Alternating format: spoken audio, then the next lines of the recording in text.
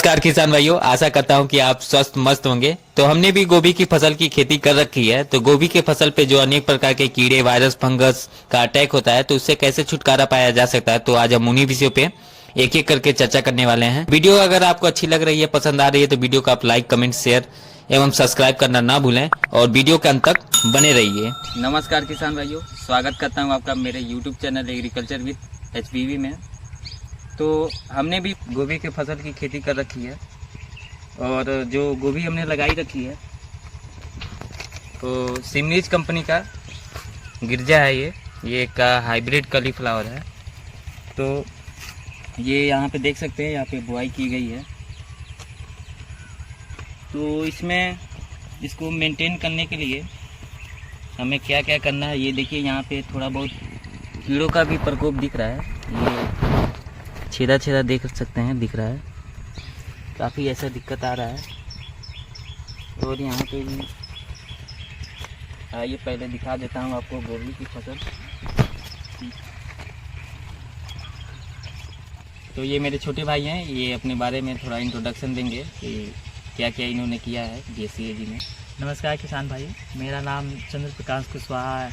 मैं लखनऊ बक्सी तालाब कॉलेज चंद्रभानुगुप्त महाविद्यालय से कृषि कर रहा हूँ। और इन हमारे भाई साहब ने ये गोभी की फसल लगाई है, जो कि दिखने में बहुत ही अच्छा है। गिरजा कंपनी का गोभी इन्होंने बताया लगाया अभी हाल ही में। तो इसमें बताएंगे कि ये जो अभी नमी दिख रही है, तो ये सही है अभी गोभी के फसल के लिए? जी देखिए, गोभी की फसल एक ऐसी फसल है जिसमें नमी का होना बहुत ज़रूरी है। मैं आप लोग को बताना चाहूँगा, मैं नमी की बात कर रहा हूँ, पानी लगने की बात नहीं कर रहा हूँ। जहाँ पे बहुत सारे किसान भाई ऐसी गोभी की फसल में पानी लगा के छोड़ देते हैं, वो नुकसान कर सकता है गोभी के फसल को। नमी का होना ज़रूरी है। जैसे कि आप देख रहे हैं, इस टाइप की नमी बहुत अच्छी है गोभी की फसल के लिए। टेम्परेचर हमारा 15 से 20 डिग्री के आसपास होना चाहिए, तो गोभी की फसल हमारी अच्छी होती है। और इन्होंने वैसा मेंटेन करके रखा है। गोभी भी कभी भी हाई टेम्परेचर पे हो पाना थोड़ा मुश्किल की बात होती है, वैसे तो नहीं ही होती है। लेकिन अगर आप ये गोभी की फसल लगाएं, जो कि अभी इन्होंने लगाया है अक्टूबर से सितंबर के आसपास में, ये बहुत बढ़िया गोभी की उपज हुई है आपकी। और इसका जो सॉइल का pH होता है वो 6 से 7 डिग्री के आसपास pH रखना पड़ता है।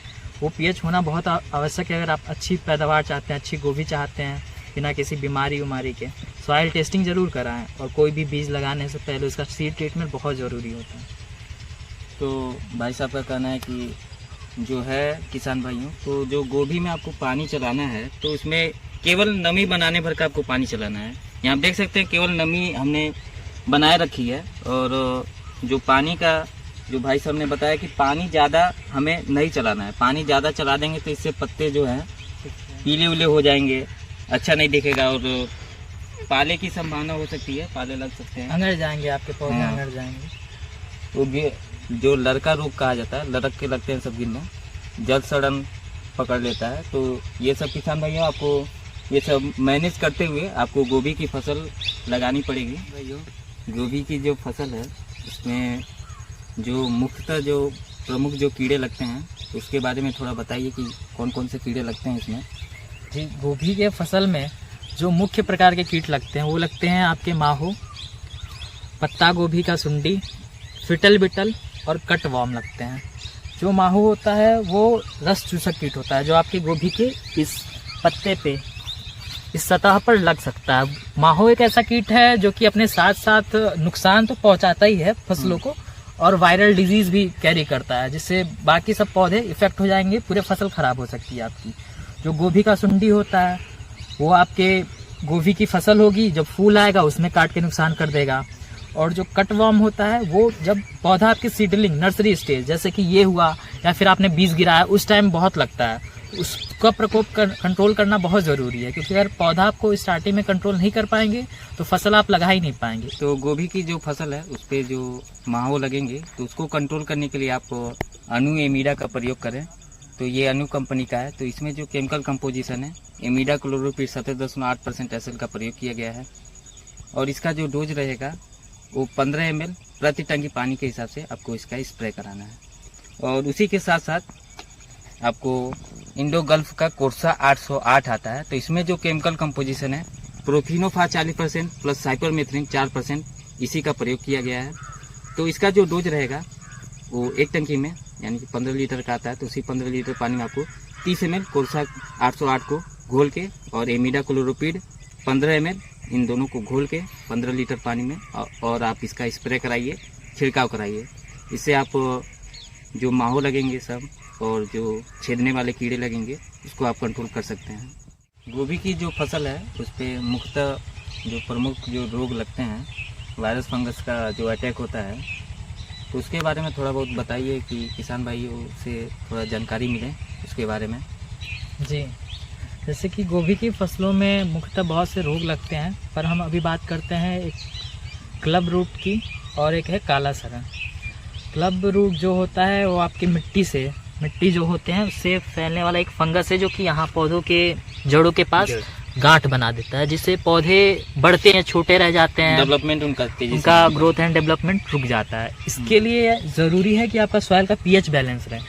6 से 7 के पीएच के बीच की जो मिट्टियाँ होती हैं उसमें उस फंगस का ग्रोथ होना थोड़ा नेक्स्ट टू इम्पॉसिबल होता है। आप इसमें जो सीड ट्रीटमेंट है उसका भी यूज़ कीजिए।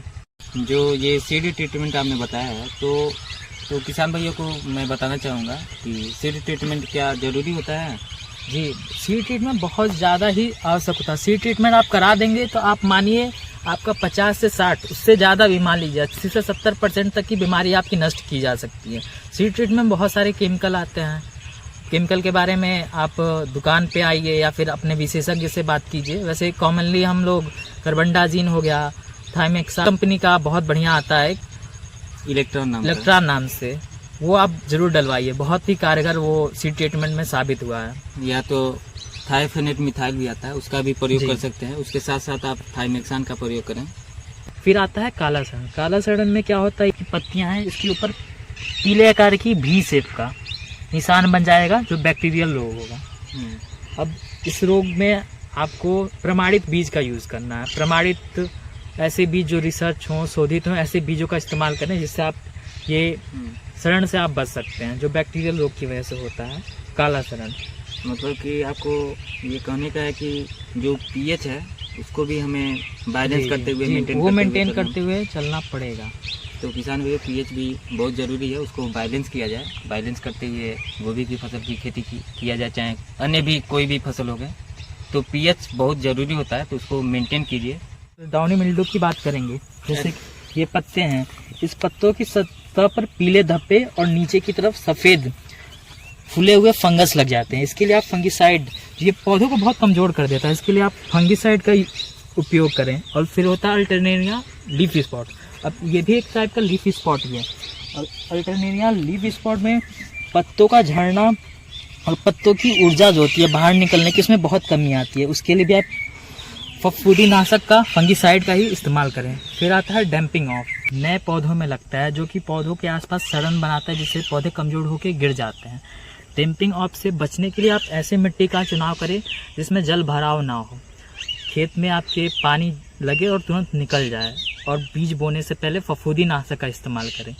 ये नए पौधों में बहुत जल्दी लगता है डैम्पिंग ऑफ, तो इससे ज़रूर बचें। तो जो फफूंदीनाशक है, जो कवकनाशी है, तो उसमें आप आइलाक आता है, आइडियल कंपनी का आता है। तो आइलाक के बारे में अधिक जानकारी के लिए आप इस आई बटन पे क्लिक करके उस वीडियो को पूरा देख सकते हैं। और उसी के साथ जो टॉनिक का प्रयोग करेंगे, टॉनिक जो पौधों को ग्रोथ के लिए ज़रूरी होता है, जड़ के विकास के लिए, तो ये आता है पिलाटस आता है, ये यूपीएल कंपनी का है। तो इसका जो डोज रहेगा वो 30 ml प्रति टंकी पानी के हिसाब से आपको इसका स्प्रे कराना है। और उसी के साथ साथ कैच मिक्स फॉलियर आता है, ये आइडियल कंपनी का आता है। तो ये एक प्रकार का माइक्रो न्यूट्रिएंट है, सूक्ष्म पोषक तत्व हैं इसमें। तो इसका आप स्प्रे करा के गोभी के फसल पे आप अच्छा खासा लाभ ले सकते हैं। तो किसान भाइयों, गोभी की जो फसल है उस पर जो कीट पतंगों का या वायरस फंगस का अटैक होगा, तो उसके बारे में अधिक जानकारी के लिए, चाहे उससे छुटकारा पाने के लिए, आप हमारा जो दुकान है, हमारा फर्म जो है वो हिंदुस्तान बीज भंडार, जलकर रोड, खड्डा, कुशीनगर में है। तो आप हमसे संपर्क कर सकते हैं। तो किसान भाइयों, आशा करता हूँ कि आज का वीडियो आपके लिए बहुत ही जानकारी पूर्वक रही होगी। आपको गोभी के फसल में जो बीमारियां लग रही हैं उसके बारे में आपको भरपूर जानकारी मिल चुकी होगी। तो वीडियो के अंत तक बने रहने के लिए उसके लिए बहुत बहुत धन्यवाद। तो किसान भाइयों, हमारा एक ही स्लोगन नारे के साथ इस वीडियो को यहीं समाप्त करते हैं। जय जवान, जय किसान।